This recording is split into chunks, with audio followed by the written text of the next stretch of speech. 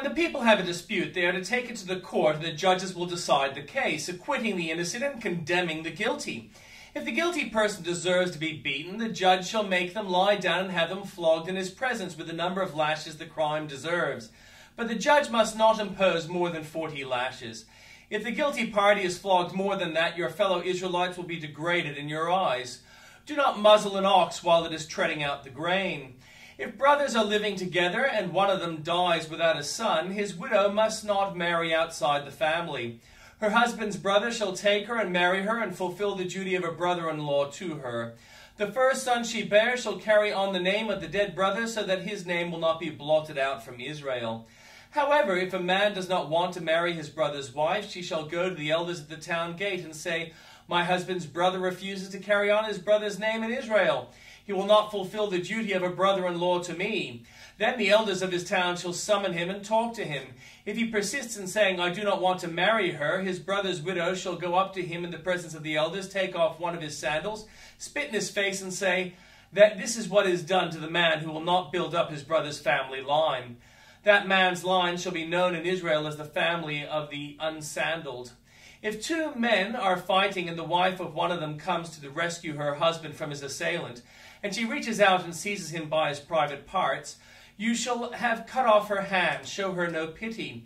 Do not have two differing weights in your bag, one heavy, one light. Do not have two differing measures in your house, one large, one small. You must have accurate and honest weights and measures, so that you may live long in the land the Lord your God is giving you. For the Lord your God detests anyone who does these things, anyone who deals dishonestly. Remember that the Amalekites did to you along the way when you came out of Egypt, when you were weary and worn out. They met you on your journey and attacked all who were lagging behind. They had no fear of God. When the Lord your God gives you rest from all the enemies around you in the land he is giving you to possess as an inheritance, you shall blot out the name of Amalek from under heaven. Do not forget. When you have entered the land of the Lord your God is giving you as an inheritance, and have taken possession of it and settled in it, take some of the first fruits of all that you produce from the soil of the land the Lord your God is giving you, and put them in a basket. Then go to the place the Lord your God will choose as a dwelling for his name, and say to the priest in the office at the time, "I declare today to the Lord your God that I have come to the land that the Lord swore to our ancestors to give to us." The priest shall take the basket from your hands and set it down in front of the altar of the Lord your God. Then you shall declare before your Lord your God, "My father was a wandering Aramean, and he went down into Egypt with a few people, and lived there, and became a great nation, powerful and numerous. But the Egyptians mistreated us and made us suffer, subjecting us to harsh labor.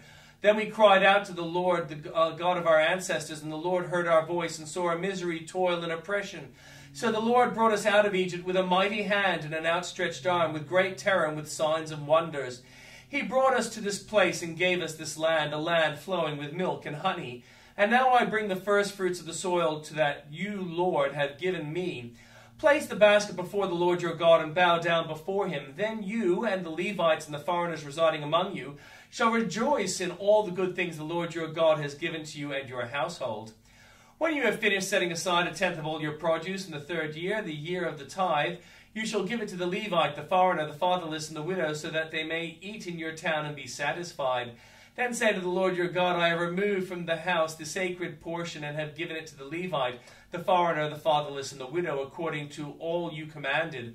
I have not turned aside from your commands, nor have I forgotten any of them.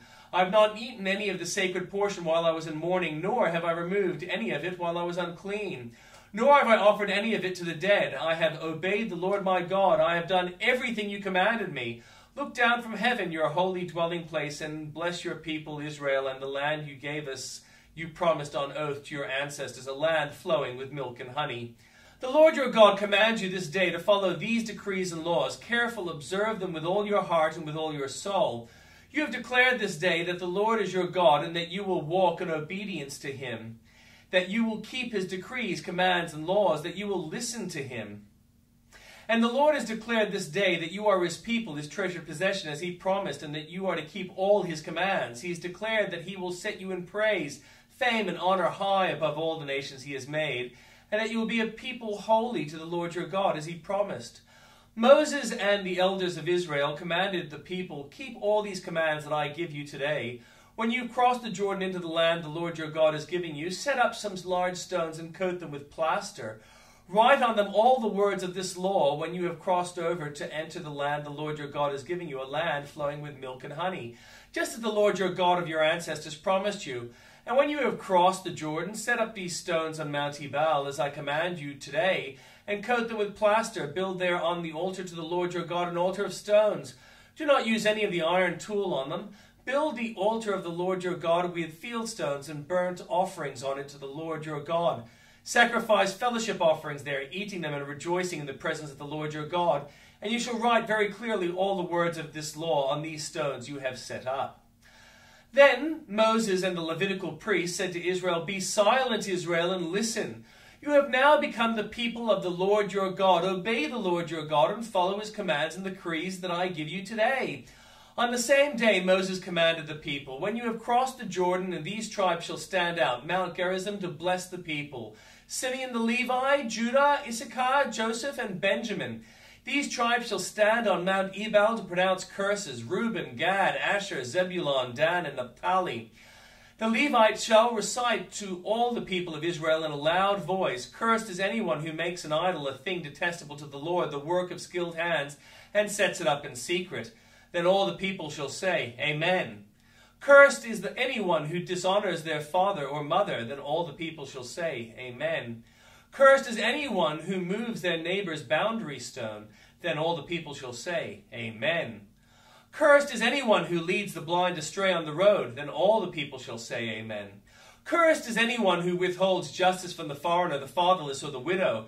Then all the people shall say, Amen.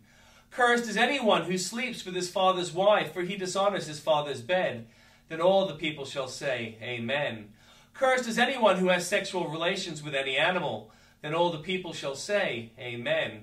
Cursed is anyone who sleeps with his sister, the daughter of his father, or the daughter of his mother. Then all the people shall say, Amen. Cursed is anyone who sleeps with his mother-in-law. Then all the people shall say, Amen. Cursed is anyone who kills their neighbor secretly. Then all the people shall say, Amen. Cursed is anyone who accepts a bribe to kill an innocent person. Then all the people shall say, Amen. Cursed is anyone who does not uphold the words of this law by carrying them out. Then all the people shall say, Amen. And the New Testament reading, You will all fall away, Jesus told them, for it is written, I will strike the shepherd and the sheep will be scattered. But after I have risen, I will go ahead of you into Galilee. Peter declared, Even if all fall away, I will not. Truly I tell you, Jesus answered, Today, yes, tonight, before the rooster crows twice, you yourself will disown me 3 times. But Peter insisted emphatically, Even if I have to die with you, I will never disown you. And all the others said the same. They went to a place called Gethsemane, and Jesus said to his disciples, Sit here while I pray. He took Peter, James, and John along with him, and he began to be deeply distressed and troubled. My soul is overwhelmed with sorrow to the point of death, he said to them. Stay here and keep watch.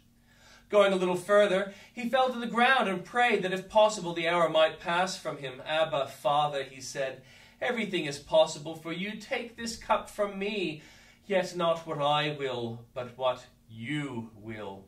Then he returned to his disciples and found them sleeping. Simon, he said to Peter, are you asleep? Couldn't you keep watch for just 1 hour? Watch and pray so that you will not fall into temptation. The spirit is willing, but the flesh is weak. Once more he went away and prayed the same thing, but when he came back, he found them sleeping because their eyes were heavy. They did not know what to say to him. Returning the 3rd time, he said to them, Are you still sleeping and resting? Enough! The hour has come. Look, the Son of Man is delivered into the hands of sinners. Rise, let us go. Here comes my betrayer. Just as he was speaking, Judas, one of the 12, appeared. With him was a crowd armed with swords and clubs, sent with the chief priests, the teacher of the law, and the elders. Now the betrayer had arranged a signal with him. The one I kiss is the man. Arrest him and lead him away under guard. Going at once to Jesus, Judas said, Rabbi, and kissed him. The men seized Jesus and arrested him.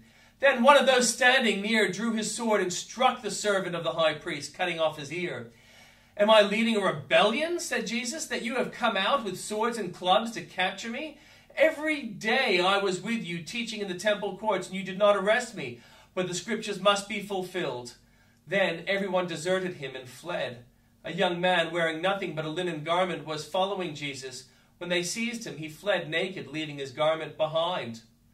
They took Jesus to the high priest, and all the chief priests, the elders, and the teachers of the law came together.